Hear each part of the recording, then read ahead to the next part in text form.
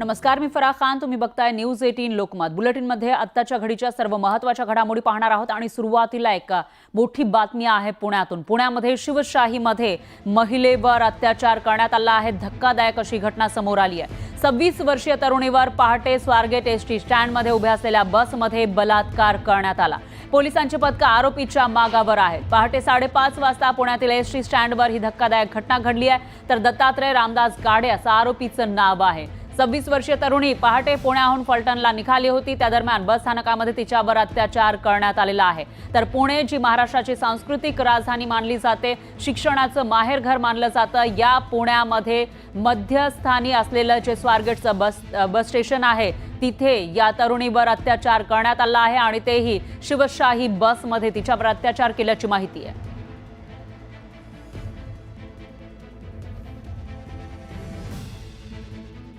आणि याविषयी अधिक माहितीसाठी आपले प्रतिनिधी वैभव सोनवणे हे आपल्यासोबत जोडले गेले आहेत. वैभव, काय सांगाल? अतिशय धक्कादायक असा हा प्रकार म्हणावा लागेल. महाराष्ट्राला हादरवणारी ही घटना पुण्यामध्ये घडली आहे. नेमकं काय घडलेलं होतं आणि आता पोलिसांच्या हाती तो आरोपी लागलाय का?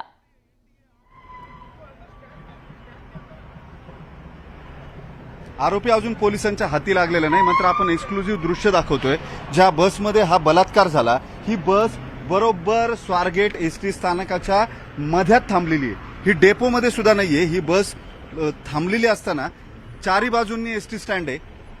आपण बघितलं तर ही सोलापूर स्वारगेटची बस आहे. ही बस रात्री इथं थांबलेली होती आणि या थांबलेल्या बसमध्ये दरवाजा उघडून संबंधित तरुणीला या आरोपीनं आतमध्ये जायला सांगितलं आणि इथं गेल्यानंतर तो मागून आतमध्ये चढला या बसच्या आणि त्यानंतर तिच्यावरती अतिप्रसंग त्यानं केलाय. ही मुलगी आतमध्ये बाजूला जो प्लॅटफॉर्म आहे तिथं बसलेली होती आणि तिला माहिती होतं जी फलटणला जाणारी साताराची बस आहे ही 22 क्रमांकाची या प्लॅटफॉर्मला बस लागते. तिनं तशा पद्धतीची माहिती आरोपीला दिलेली होती. मात्र आरोपीनं या संबंधित पीडित तरुणीला जबरदस्ती केली. तिला सातत्यानं इथं या प्लॅटफॉर्मची बस जी आहे ती इथं लागलेली आहे असं 2-3 वेळा सांगितल्यानंतर तिला इन्सिस्ट केलं आणि तिला इथं आणलं. तिला इथं आणल्यानंतर या बसमध्ये तिला चढायला लावलं आणि आतमध्ये लाईट बंद आहेत असं या तरुणीनं विचारल्यानंतर सुद्धा रात्रीची वेळ असल्यामुळे लाईट बंद आहे, तू आतमध्ये चढून खात्री कर असं सांगितलं आणि त्यानंतर तो त्या मुलीच्या मागून आतमध्ये चढला आणि तिच्यावरती अतिप्रसंग केलाय. ही बस जी आहे ती बस पोलिसांनी ताब्यात घेतली आहे. इथं स्वारगेट स्थानकामध्ये ही बस थांबवण्यात आलेली आहे आणि कारवाई जी आहे ती सुरू केली आहे. पोलिसांनी सीसीटीव्ही तपासले स्वारगेट पोलीस ठाण्याच्या या एसटी स्टँडच्या हद्दीमधले सगळे आणि त्याच्यातून आरोपी निष्पन्न केलाय. आरोपी हा शिरूर आणि शिक्रापूरच्या पोलीस ठाण्यामध्ये त्याच्यावरती गुन्हे दाखल आहेत. रेकॉर्डवरचा आरोपी आहे आणि त्यानं ही सगळी घटना केली आहे. ही घटना घडल्यानंतर आरोपी त्याच्या घरी गेलेला होता. तिथपर्यंत सुद्धा पोलिसांनी त्याचा माग काढलाय. मात्र तिथून तो पुढे पळून गेलेला आहे. त्याचा तपास जो आहे तो पोलिसांकडून सुरू आहे. या सगळ्या परिस्थितीमध्ये हे स्वारगेटचं एकूण जर एसटी स्टँड दाखवायचं म्हटलं तर मी हे पूर्ण एसटी स्टँड तुम्हाला दाखवतो. हा एंट्रन्स आहे आणि इथून येणाऱ्या गाड्या ज्या आहेत इथून येणाऱ्या गाड्या या बाजूला प्लॅटफॉर्मला लागतात. प्लॅटफॉर्मला लागणाऱ्या बसेस ज्या आहेत तिथं सगळे नागरिक बसलेले असतात आणि दुसरी बाजू जी आहे प्लॅटफॉर्मची फलाटाची ती ही बाजू आहे जिथं या बसेस लागलेल्या आहेत. म्हणजे ही बस डेपोमध्ये सुद्धा नव्हती. ही बस लॉक केलेली नव्हती का? ही बस उघडी होती तर चालक आणि वाहक ते कुठं होते? असे अनेक प्रश्न आहेत. या घटनेला नेमकं जबाबदार कोण असा सगळ्यात महत्वाचा प्रश्न असायचं. कारण इथून 100 मीटरच्या अंतरावरती बरोबर माझ्या मागे या बसच्या पलीकडे आपण जर बघितलं तर स्वारगेट पोलीस स्टेशन आहे. हाकेच्या अंतरावरती रस्ता ओलांडला की स्वारगेट पोलीस स्टेशन आहे. इतक्या मोठ्या प्रमाणावरती इथं प्रवासी येतात, दिवस रात्र प्रवासी असतात. मोठ्या प्रमाणावरती बसेस 1000च्या वरती बसेस ज्या आहेत त्या स्वारगेट स्थानकामध्ये ये जा करत असतील रोज. हे सगळं सुरू असताना एका 26 वर्षाच्या मुलीवरती बलात्कार होतो या बसमध्ये. निश्चितच वैभव, अतिशय बस आहे या बसमध्ये या मुलीवरती अतिप्रसंग झालाय. या मुलीवरती या बसमध्ये अतिप्रसंग झाला. इथं आजूबाजूला कुणालाच याची कल्पना कशी आली नाही हा सगळ्यात महत्त्वाचा मुद्दा आहे. पुढचा प्रश्न हाच आहे वैभव, ज्या वेळेला सकाळच्या वेळेला तुम्ही जसं सांगितलं तसं या ठिकाणी मोठ्या प्रमाणामध्ये गर्दी असते, कर्मचारी सुद्धा असतात, पण सकाळच्या वेळेला जेव्हा ही मुलगी तिथं होती बसलेली आणि त्याच्यानंतर त्या माणसाने तिला सांगितलं की या बसमध्ये ही बस जाणार आहे फलटणला, त्यावेळेला आजूबाजूला कोणीही नव्हतं का? कोणीही त्या व्यक्तीला रोखलं नाही का, टोकलं नाही का, असा सवाल उपस्थित होतोय.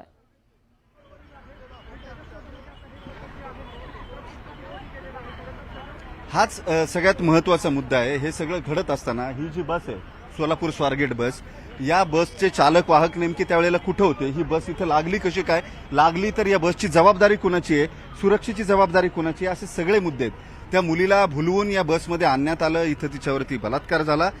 या मुलीनं धारिष्ट दाखवलं, ती खरं हे सगळं घडल्यावरती धक्क्यात असून ती तिच्या घराकडे निघालेली होती फलटणला. पुन्हा ती खाली उतरली आणि तिने पलीकडे स्वारगेट पोलीस स्टेशन आहे, हे पोलीस स्टेशन गाठलं, तिथं तक्रार दिली. त्यानंतर पोलिसांनी आरोपी शोधायला सुरुवात केली. इथले सगळे सीसीटीव्हीज आहेत, हे सीसीटीव्ही पोलिसांनी शोधल्यानंतर आरोपी निष्पन्न केला. या आरोपीचं नाव आहे दत्तात्रय रामदास गाडे. हा आरोपी शिरूर आणि शिक्रापूरच्या पोलीस ठाण्यांमध्ये गुन्ह्यावरती रेकॉर्डवर असलेला आरोपी आहे. त्याच्यावरती यापूर्वी सुद्धा गुन्हे दाखल आहेत, दरोड्यासारखे गंभीर गुन्हे दाखल आहेत आणि त्यातला हा आरोपी होता. आता तो इथं कशासाठी आला होता, या मुलीलाच त्यानं का हेरलं, असं सगळ्यात महत्वाचा मुद्दा आहे. मात्र त्याहीपेक्षा सगळ्यात जास्त महत्वाचा मुद्दा आहे तो महाराष्ट्रभरातून शिक्षणासाठी पुण्यात येणाऱ्या अनेक शाळकरी मुली ज्या आहेत, कामगार मुली ज्या आहेत, त्या या स्वारगेट एसटी स्थानकाचा वापर करतात, त्यांच्या घराकडे जाण्यासाठी या एसटीचा वापर करतात. मात्र या सगळ्या मुली ज्या आहेत त्या सुरक्षित आहेत का, असा प्रश्न या निमित्तानं उपस्थित झालाय. याचं कारण स्वारगेटच्या एसटी स्टँडच्या मध्यात बरोबर चारी बाजूंनी बसेस आहे, चारी बाजूंनी एसटी स्टँड आहे, त्याच्या मध्यात ही बस उभी आहे आणि या बसमध्ये एका 26 वर्षाच्या मुलीवरती बलात्कार होतो.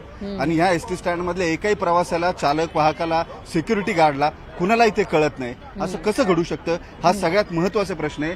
स्वारगेट हे पुण्याचं मध्यवर्ती बस स्थानक आहे. या बस स्थानकातून रोज 1000 ते 1200 बसेस ज्या आहेत त्या ये जा करत असतात आणि इतक्या मोठ्या प्रमाणावरती येणाऱ्या बसेसमध्ये सुद्धा जे प्रवासी असतात त्यांचा राबता इथं असतो, पोलिसांचा राबता असतो, सुरक्षा रक्षकांचा असतो.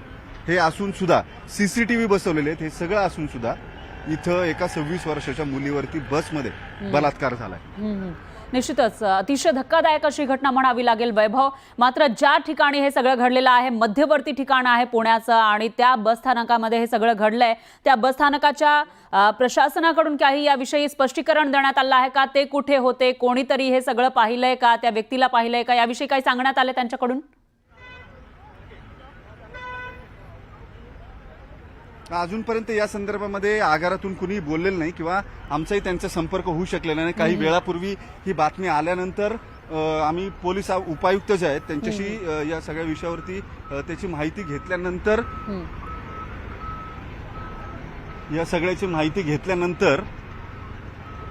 त्यांनी ही सगळी माहिती दिली की स्वारगेटच्या मध्यस्थानी बरोबर ही बस जी आहे ती बस उभी आहे. इथं साताऱ्याला फलटणला जाणाऱ्या बसेसचा प्लॅटफॉर्म जो आहे तो हा प्लॅटफॉर्म आहे आणि इथं ही मुलगी जी आहे ती रात्री बसलेली असावी अशी माहिती आहे. आणि इथून हा प्रवास जो आहे एसटीचा प्रवास, सुरक्षित प्रवास असं कॅप्शन एसटीने दिलंय, तो खरंच सुरक्षित आहे का असा प्रश्न आहे. याचं कारण कोल्हापूरला, साताऱ्याला, सांगलीला जाणाऱ्या बसेस ज्या आहेत त्या सुद्धा इथून सुटतात. या एसटी स्टँडच्या बरोबर मधोमध ही बस उभी आहे, बरोबर मधोमध. तरी सुद्धा कुणाच्याही लक्षात येत नाही या बसमध्ये एका 26 वर्षाच्या मुलीवरती बलात्कार होतो आणि तो बलात्कार होत असताना इथं उपस्थित असलेल्या कुणालाही कळत नाही. इतक्या मोठ्या प्रमाणावरती बसेस या एसटी स्टँडमध्ये पार्क असतात, फिरत असतात. चालक वाहक कुठे होते या बसचे, त्यांची जबाबदारी नाही का त्यांची बस लॉक असायला हवी किंवा असं सहज इतर कुणीही जेव्हा बस प्रवासाला नाहीये, त्या बसमध्ये कुणीच नाहीये, तेव्हा असं कसं घडू शकतं, हा सगळ्यात महत्वाचा मुद्दा आहे. निश्चितच. आणि त्या व्यक्तीला कसं काय माहिती होतं ज्याने हे सगळा प्रकार केला आहे, त्याला कसं माहिती होतं की इथं रिकामी बस आहे आणि त्यानं चुकीची माहिती देऊन त्या मुलीला तिथपर्यंत नेलेला आहे, तोपर्यंत कोणीही बघितलं नाही, ती बस अनलॉक होती आणि त्याच्यामुळे अनेक सवाल या ठिकाणी उपस्थित होतात. याच्यावर आता प्रशासनाकडून काय स्पष्टीकरण दिलं जातं स्थानिक प्रशासनाकडून, ते हा एक मोठा सवाल आहे. पण त्याचबरोबर तुम्ही सांगितलं की त्या मुलीने हिंमत दाखवली, त्यावेळेला ती पोलीस स्टेशनमध्ये गेली होती, त्याच्यानंतर तिचं मेडिकल करण्यात आलंय का, आणि दुसरं म्हणजे तिची स्थिती सध्या कशी आहे? मी आगार व्यवस्थापक आहेत, त्यांच्याकडे आलोय, आपण त्यांना विचारूया. आगार व्यवस्थापक कोण आहे? कुठं? काल रात्री कोण होतं? ते जो इन्सिडेंट झाला तेव्हा इथं कंट्रोल म्हणजे प्रमुख कोण होतं? आगार प्रमुख कुणाची ड्युटी होती? पण मग रात्री कुणाच्या लक्षात आलं नाही का हा सगळा प्रकार झालेला? सांगते मी तुम्हाला. हे सीसीटीव्ही आहे, तिथे सीसीटीव्ही मध्ये ती बस लागलेली दिसते आपल्याला. हम्म, हा बरोबर तो सीसीटीव्ही आहे. हम्म, हे सगळे सीसीटीव्ही जे आहेत, या सीसीटीव्ही मध्ये आगारात काय चाललेलं असतं याची पूर्ण माहिती मिळते. हम्म, इथं बरोबर हम्म, सुरक्षा रक्षक आहेत, हम्म, इथं आगार प्रमुख आहेत, मोठी व्यवस्था आहे या सगळ्यासाठी. हम्म, असं असून इथं 26 वर्षाच्या मुलीवरती बलात्कार होतो. हम्म. आगारात इतक्या बसेस उभ्या असतात, इतके लोक असतात, प्रवासी असतात, आजूबाजूला कुणालाच काही कळत नाही. हे कसं घडलं हा सगळ्यात महत्वाचा प्रश्न आहे. हे कुणाला कळालं कसं नाही? वैभव, आता इतकी जर तुम्ही सुरक्षा व्यवस्था राम भरोसे असेल तर इथं या शहरामध्ये शिकायला येणाऱ्या महिला मुली ज्या आहेत, तुम्ही त्या बसचे ड्रायव्हर कंट्रोलर कुणीच नसतं का? वाहक माहिती घेते का माझी सुट्टी होती, मी आता माहिती घेते. आपलं पद काय? मी स्थानक प्रमुख आहे. तुम्ही स्थान म्हणजे तुम्ही मग काल नव्हतात का? आम्ही- तुम्हाला या सगळ्या प्रकाराबद्दल काहीच नव्हती माहिती मी नाही आता पोलीस स्टेशनला चाललीच आहे तिकडे. पोलीस स्टेशनला निघाली आहे मी आता. त्या बसचे चालक वाहक ते कुठे आहेत? सर मला सांगतील ना आता पोलीस स्टेशन मध्ये मी चालली आहे तिकडेच. जस्ट पण त्याचं निघाले. नियोजन तुमच्याकडे असेल ना? आगार प्रमुख आपली एसटीच्या बस म्हणजे ती सोलापूरची बस. सांगोला आगाराची बस येते. सांगोला. हा थांबा ना सर, थोडं थांबा. ठीक आहे. हे एसटीचे अधिकारी कर्मचारी आहेत, यांनाही काही माहिती मिळते असं दिसत नाही. त्याही आता पोलीस ठाण्यात निघालेत. हे सगळं घडल्यानंतर सांगोला आगाराची ती बस आहे, कंट्रोलर सुद्धा, आगार व्यवस्थापक सुद्धा इथं दिसत नाहीयेत. हा सगळा एकूणच- नेमका प्रकार काय सुरू आहे हा. कुणालाच काही माहिती नाही. निश्चितच. वैभव, त्यावरूनच एक प्रश्न उपस्थित होतोय की या ठिकाणी सीसीटीव्ही एवढे लावलेले आहेत, कोणीतरी वॉच साठी असेल, ती व्यक्ती नेमकी कोण होती? तिने काही बघितलं नाही का एका रिकाम्या बसमध्ये जेव्हा या मुलीला घेऊन तो तरुण जात होता?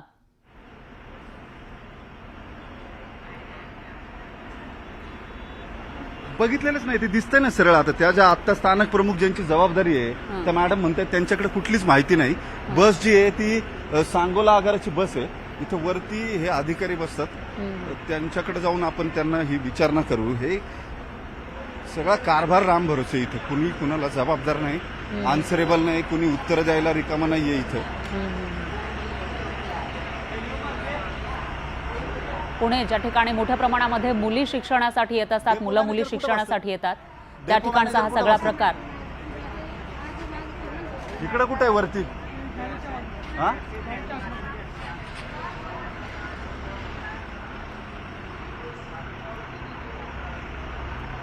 ही व्यवस्थित उत्तर मिळत नाहीये, टाळाटाळ करण्याचा प्रयत्न केला जातोय. पोलिसांना विचारून सांगू असं म्हणतात. मात्र हा सगळा प्रकार या बस स्थानकामध्ये घडलेला आहे. स्वारगेटचं बस स्थानक महाराष्ट्रातील कोणाला माहिती नसेल तरच नवल. एवढं मोठं हे बस स्थानक, ज्या ठिकाणावरून अनेक बस जात असतात, मोठ्या प्रमाणामध्ये गर्दी असते, कर्मचारी सुद्धा त्या ठिकाणी असतीलच. मात्र ज्या वेळेला हा सगळा प्रसंग घडला त्यावेळेला कुणीही कसं काय बघितलं नाही. ती मुलगी, त्या मुलीला तो व्यक्ती चुकीची माहिती देऊन त्या बंद बसमध्ये, ज्या बसमध्ये कोणीही नव्हतं, लाईट नव्हतं, तिथपर्यंत घेऊन गेला.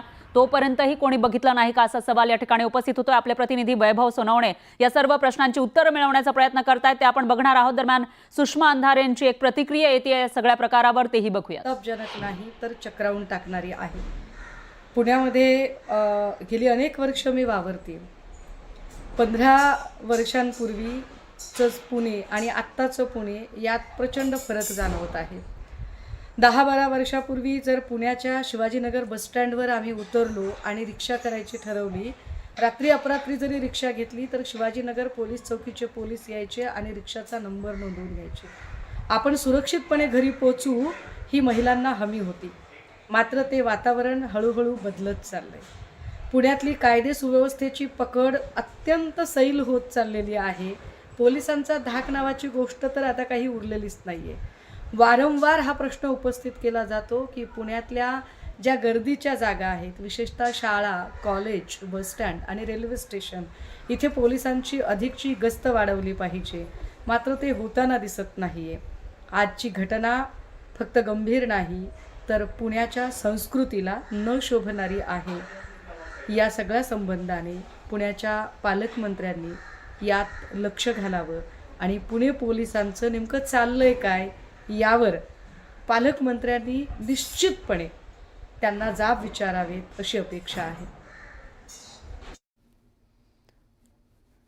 तर ही प्रतिक्रिया आपण बघितलेली आहे. सुरक्षिततेवरून आता प्रश्न उपस्थित केले जात आहेत, कायदा सुव्यवस्थेवर प्रश्न उपस्थित होत आहेत, कारण पुणे हे सगळ्यात सुरक्षित मानलं जाणारं शहर, मात्र आता इथं महिलांच्या सुरक्षेचा प्रश्न ऐरणीवर आला आहे. त्यावरून सुषमा अंधारे यांनी सुद्धा जाब विचारायला सुरुवात केल्याचं आपल्याला पाहायला मिळत आहे. त्यामुळे आता सरकारकडून यावर काय स्पष्टीकरण येतं आणि मुख्य म्हणजे जे प्रशासन आहे या स्वारगेट बस स्थानकाचं त्यांच्याकडून काय स्पष्टीकरण येतं तेही बघावं लागणार आहे. आपले प्रतिनिधी वैभव सोनवणे हे थेट त्या बस स्टँडमधून आपल्यासोबत जोडले गेले आहेत. तिकडच्या अधिकाऱ्यांशी कर्मचाऱ्यांशी ते बोलण्याचा प्रयत्न करतायत. नेमकं काय घडलं होतं आणि त्यावेळेला हे सर्वजण कुठे होते, कोणीही कसं काय बघितलं नाही, या प्रश्नांची उत्तरं जाणून घेण्याचा प्रयत्न ते करतायत. वैभव, काय सांगाल?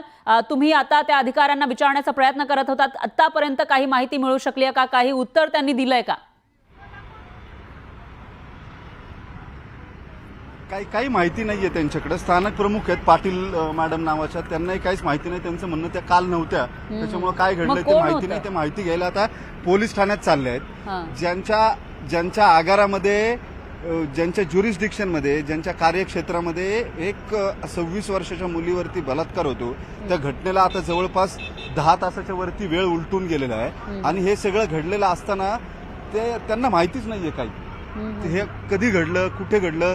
ती बस सांगोला आगाराची आहे, त्याच्यामुळे त्याचे चालक वाहक कोण आहेत याच्या नोंदी नाहीयेत. इतकी गंभीर घटना घडल्यानंतर प्रशासनातले अधिकारी कशा पद्धतीने वागतात, कर्मचारी कशा पद्धतीने वागतात याचं हे उदाहरण आहे. त्यांना याचं गांभीर्यच नाहीये. ते जिथं काम करतात तिथं एका 26 वर्षाच्या मुलीवरती बलात्कार झालाय. बलात्कार तोही त्यांच्या प्रॉपर्टीमध्ये झालाय, एसटी स्टँडमध्ये, एसटी मध्ये बलात्कार झालाय. जर अशा घटना घडत असतील, सीसीटीव्ही लावलेले आपण बघितले त्यांच्या केबिन मधले, या सगळ्याचा काय उपयोग आहे? व्यवस्था उभ्या केल्या गेल्यात, पण त्या व्यवस्थांवरती लक्ष ठेवणारी यंत्रणा कुचकामी असेल, मनुष्यबळ जर कुचकामी असेल, रात्री ज्यांची या स्टेशनमध्ये ड्युटी आहे त्या काय करत होत्या, असे सगळे प्रश्न आहेत ना. या प्रश्नांची उत्तरं कोण देणार? त्या काय करत होत्या? राईट वैभव, एकूणच मग रात्री कोण होतं? जर पाटील मॅडम तुम्ही म्हणताय की त्या काल नव्हत्या, तर मग दुसरं कोण होतं त्या ठिकाणी? जबाबदार व्यक्ती कोण होती असाही सवाल आहे. त्या जर नसतील तर त्यांच्याऐवजी कुणीतरी असेल त्या ठिकाणी. पल्लवी पाटील त्यांचं नाव आहे. त्यांचं म्हणणं आहे की त्या काल नव्हत्या. मग त्याची जबाबदारी त्यांच्याऐवजी कोण दुसरीकडे होतं? त्यांच्याकडे तेही इथं नाहीयेत. त्याच्यामुळं तेही इथं उपस्थित नाहीत. आता ते केबिन मधून निघून गेलं. ते आता पोलीस स्टेशनला जाऊन या गुन्ह्याची सगळी माहिती जी आहे ती माहिती घेतील. हा प्रकार इथं बसलेल्या कित्येक तरुणी आहेत. मी त्यांचे चेहरे दाखवू आपण इच्छित नाही, मात्र आता कितीतरी तरुणी इथं बसलेल्या आहेत, ज्या रोज या एसटी स्टँडवरून अगदी बिनघोर बिनदिक्कतपणे प्रवास करत असतात, त्यांच्या गावाकडे जातात, एसटी वापरतात, एकाच अपेक्षेनं की आपण सुरक्षित आहोत किंवा हा प्रवास सुरक्षित आहे. ही कालची घटना जर या सगळ्या मुलींना माहिती असेल तर कुणी हिंमत करेल का एसटी स्टँडमध्ये येऊन बसमध्ये बसून प्रवास करायचा रात्री बेरात्रीचा? हा सगळ्यात महत्वाचा प्रश्न आहे. आणि त्याच्याशी इथल्या यंत्रणेला काही देणं घेणं नाहीये.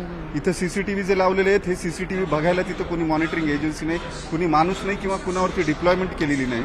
स्वारगेट पोलीस ठाण्याच्या हद्दीमध्ये सुद्धा सीसीटीव्ही आहेत या एसटी स्टँडचे. याचं आउटपुट तिथं सुद्धा दिसतं स्वारगेट पोलीस ठाण्यामध्ये. तिथेही मॉनिटरिंगला कुणी नाही. आणि हे सगळं एक वेळ मान्य करता येईल की इतकं 24 तास सर्व्हिलन्स सलग ठेवता येत नाही. मात्र इथं स्वारगेट बस स्थानकामध्ये जी लोक होती, ज्या महिला मुली होत्या किंवा इथं प्रवासी होते, इतर आजूबाजूला गाड्या ज्या लागलेल्या होत्या, एवढीच गाड्यांची गर्दी रात्री सुद्धा असते किंवा याच्यापेक्षा जास्त असते. ज्या गाड्या स्टेशन असतात त्यांची सुद्धा गर्दी जास्त असते. त्यांचे चालक वाहक कुठे होते? आणि ज्यांची गाडी आहे, ज्यांची बस आहे, ज्या आगाराची, सांगोला आगाराची बस आहे, त्या गाडीचे चालक वाहक गेले कुठे होते? त्यांची नेमकी उपस्थिती कुठे होती? ही बसमध्ये ते का नव्हते? बस का लॉक नव्हते? रुपाली पाटील आल्यात त्या. आता इथे पल्लवी पाटील मॅडम आहेत, त्यांच्याशी मी बोललो, काही माहिती नाही काय घडलंय ते. वैभवजी, तुमचीच बातमी बघून मी बस स्थानकावर तातडीने आलेली आहे. ज्या पल्लवी मॅडम आहेत त्या रजेवर आहेत, त्यांचा चार दुसऱ्या मॅडमकडे आहेत. त्यांना काहीच कल्पना नाही की आगारमध्ये काय झालेलं आहे आणि काय नाही. म्हणजे त्यांचं म्हणणं आहे की खरं आहे का खोटं आहे हेही त्यांना माहिती नाही. आत्ता त्या पोलीस स्टेशनला गेलेले आहेत. माझं म्हणणं आहे आगारातील जे व्यवस्थापन आणि कर्मचारी आहे त्यांच्यावर कारवाई होणं गरजेचं आहे. तुमची जबाबदारी आहे तुमच्या आगारमध्ये काय होतं आणि काय नाही. आणि 5:30 वाजता जर महिलेवर किंवा युवतीवर बलात्कार होत असेल तर हे व्यवस्थापन झोपलेलं आहे का? इथली सुरक्षा कर्मचारी, इथले कर्मचारी कशाला पगार घेत आहेत? त्याच्यामुळे गुन्हेगाराला अटक जर झालाच असेल प्रकार तर गुन्हेगाराला 100% पोलिसांनी तातडीने अटक केलं पाहिजे. परंतु आगारालाही तेवढंच जबाबदार धरता येणार आहे, कारण का त्यांची धरावंच लागेल. त्यांच्या बसमध्ये त्यांच्या प्रॉपर्टीत घडलेला गुन्हा आहे. मी तेच सांगते ना, तुम्ही कामावर येताना तुम्हाला तुमचे कर्तव्य आणि ड्युटी कळत नाही का, की आपल्या इथं बस उभी आहेत किंवा आपल्या इथं आगार आहे, आगार असताना लोक बसलेली आहेत, त्यांची सिक्युरिटीचं काम हे आगारातील व्यवस्थापनाचंच आहे. त्यामुळे पालकमंत्र्यांकडे मी फोनवरनच मागणी केलेली आहे. एकतर माझं म्हणणं होतं गुन्हेगारीवर वचक यायला प्रतिबंधक कारवाई करायला पाहिजे आणि जे गुन्हे घडलेत त्या आरोपींना तातडीने अटक केले पाहिजे. पण त्याचबरोबर ज्या ज्या विभागाचे कर्मचारी आणि अधिकारी आहेत जे आपलं कर्तव्य बजावत नाहीत त्यांच्यावर सुद्धा निलंबनाची कारवाई झाली पाहिजे. हे एसटी स्टँड शहराच्या मध्यवर्ती ती बस लागलेली जागा तुम्ही बघितली तर ती बस बरोबर एसटी स्टँडच्या मध्ये लागली. त्या बसचे चालक कोण आहेत, वाहक कोण आहेत, ते कुठे होते, ही बस उघडी कशी काय होती जर रात्री तिथं पार्क करून ठेवण्यात आलेली होती. 100 गोष्टी आहेत. इथं येणाऱ्या महिला मुली ज्या रात्री बेरात्री पहाटे प्रवास करतात त्यांना अजून या गोष्टीची कल्पना नसेल. तुम्हाला वाटतं का हे जर कळलं तर या कॉलेजला जाणाऱ्या येणाऱ्या मुली ज्या आहेत आसपासच्या जिल्ह्यांमध्ये या प्रवास नाही प्रवास करू शकत. लक्षात घ्या, तुम्ही जी वास्तवता समोर आणलेली आहे ती गाडीमध्ये उभी आहे. त्याचा ड्रायव्हर कोण आहे, त्या ड्रायव्हरनी कुणाला चावी दिली, का दिली, हे अनेक गोष्टी आहेत. म्हणजेच याच्यामध्ये आगारचे व्यवस्थापन सामील आहे. जर हा गुन्हा घडलेला आहे, हा अत्याचार घडलेला आहे तर त्याच्यात ते सामील आहे, त्यांना सह आरोपी करता येईल. परंतु आमचं म्हणणं हे गुन्हेच घडले नाही पाहिजेत. त्याच्यामुळे व्यवस्थापनाने डोळे झाकून कसं काय कामकाज करतायत. त्यामुळे जी घटना घडलेली आहे ती अत्यंत निंदनीय आहे. खरंच सांगते, अशा घटना घडू नये. नाहीतर महिलांना सुरक्षिततेच्या बाबतीत म्हणजे प्रवासच कोणी करू शकणार नाही. परंतु सध्याची जी घटना घडलेली आहे तो आरोपी अटक होणं आणि व्यवस्थापनावर सुद्धा त्याची कारवाई करणं ही पहिली आमची मागणी राहणार आहे. मागणी आपण ऐकली, महिला नेत्यांची सगळ्यांची हीच भूमिका आहे. हे इतकं सोपं नाहीये. इतक्या मोठ्या प्रमाणावरती इथं इतके लोक असतात, हे सगळे जण असताना ही अशी घटना घडते, इतकी क्रूर घटना घडते. हे कशाचं द्योतक आहे? सार्वजनिक वाहतूक व्यवस्था जर सुरक्षित नसतील तर पुण्यामध्ये येणाऱ्या नागरिकांनी, महिलांनी, मुलींनी यायचं कशासाठी? शिकायला ज्या महिला मुली येतात त्यांची जबाबदारी, त्यांच्या सुरक्षेची जबाबदारी नेमकी कुणाची आहे? इथल्या स्थानक प्रमुख ज्या होत्या त्या निघून गेल्यात पोलीस स्टेशनला.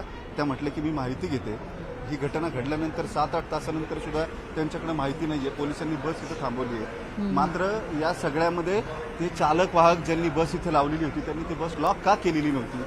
दुसरी गोष्ट अशी आहे, अनेकदा समोर येते या बसेसची अवस्था इतकी वाईट आहे की त्यांचे दरवाजे सुद्धा लॉक होत नसतील. त्या चालक वाहकांना दोष देऊन तरी काय अर्थ आहे? ही व्यवस्था पूर्णपणे किती सडलेली आहे किंवा कशा पद्धतीनं काम करते त्याचे हे उदाहरण आहे. आपण ही बस चेक करूया एकदा जाऊन. तिचं लॉक करत सुरू आहे की बंद आहे, नेमकं काय आहे आणि जर ते बंद असेल, लॉक करता येत असेल तर मग चालक वाहकांचा दोष त्याच्यामध्ये आहे असं म्हणायला आपल्याला काही हरकत नाही. ती बस तिथं लागलेली आहे. ती बस एकदा लॉक होते की नाही होते आपण तपासू, म्हणजे आपल्याला लक्षात येईल. जर ती होत असेल तर चालक वाहकांनी ती का केली नाही हाही महत्वाचा मुद्दा असणार आहे त्याच्यामध्ये. त्याच्या हवा वगैरे तर सोडून दिलेल्या आहेत बसच्या. काय दरवाजा उघडा आहे, लॉकच होत नाही. मी जे म्हटलं ना, ही व्यवस्थाच सडलेली आहे. हा दरवाजा उघडतो, हा दरवाजा लॉकच झालेला नाही. आणि ही शिवशाही बस आहे. आणि ही शिवशाहीची बस, ज्या बसमध्ये घटना घडली, काय त्या चालक वाहकांना दोष देणार आहे? ती बस लॉकच होऊ शकत नाही, तो दरवाजा उघडा आहे. जे चालक वाहक या सांगोला आगाराची जिथली ही बस आहे ती जे बस घेऊन आलेले असतील त्यांनी बस आणून इथं लावली, त्यात त्यांचा दोष काय? आता समजा जर ती बस लॉकच होत नाही, दरवाजाच लॉक होत नाही तर या घटना घडणार नाहीत का? मग याला जबाबदार कोण आहे? आता संपूर्ण एसटी प्रशासन जबाबदार नाहीये का याला? जे बसेस उपलब्ध करून देतात ते जबाबदार नाहीयेत का? या डेपोमध्ये जे बसची काळजी घेतात ती लोक जबाबदार नाहीयेत का? हे अत्यंत गंभीर विषय. या अशा पद्धतीने या व्यवस्था चालतात म्हणूनच या घटना घडतात. आणि नागरिकांना या अशा गंभीर घटनांना सामोरं जावं लागतं. अत्यंत निंदनीय गोष्ट आहे ही. हे सगळं बघितल्यानंतर कुणाचाही संताप झाल्याशिवाय राहणार नाही. 26 वर्षाच्या एका मुलीला, जी निष्पाप आहे, घराकडे चाललेली होती तिच्या फलटणला, तिच्यावरती बलात्कार होतो या बसमध्ये. या बसला लॉक नाहीये, दरवाजे नाहीयेत. कुणी सहज उघडू शकते ही म्हणजे बस. याचाच अर्थ रात्री वैभव इथं वैभव park केलेल्या थोडंसं बसमध्ये थांबवते ही मी. घटना आता जेव्हा तुम्ही हा मुद्दा समोर आणलेलाच आहे. बसला लॉक लागत नाहीये कारण ती बसची जी अवस्था आपण बघितली, जरी शिवशाही असली तरी सुद्धा त्याची जी अवस्था आहे ती नेमकी कशी आहे ती आपल्याला या दृश्यांच्या माध्यमातून दिसतीये. त्याच्यामुळे कदाचित या आरोपीनं, कारण आपण बघितलं तर तसा हा आरोपी गुन्हेगारी प्रवृत्तीचा आहे, तुम्ही सांगितलं त्याच्यावर आधी सुद्धा गुन्हे दाखल आहेत, त्याच्यामुळे त्याचा या कर्मचाऱ्यांशी संबंध असण्याची किंवा एसटी बसशी संबंध असण्याचा तसा काही आपल्याला इथं शक्यता दिसत नाहीये. पण त्याने याचाच फायदा उचललाय का की जेव्हा हे बसचे लॉक लागत नव्हते किंवा त्याचा दरवाजा लागत नव्हता त्याचा फायदा उचलून त्यानं हा सगळा प्रकार केलेला आहे, हा गुन्हा केला असं म्हणता येईल का आपल्याला?